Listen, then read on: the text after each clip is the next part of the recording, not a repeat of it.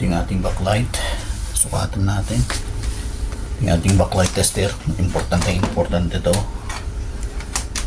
Tapos ito yung ating backlight. Plus minus. Tapos power on natin. Yan. 198. 306 volts. So hindi siya nag-response mga teknik. Wala siyang response, ibig sabihin may problema yung ating backlight.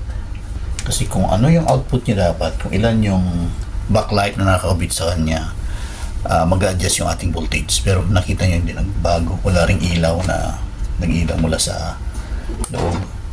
So backlight confirm mga teknik. So tanggalin natin to lahat-lahat at buksan natin yung pinaka-backlight niya. So medyo madugo to. Konting ingat.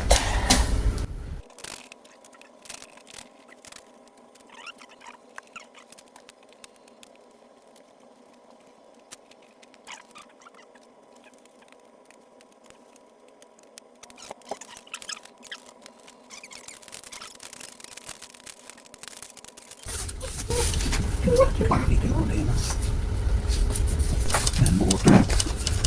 So okay itong strip na to.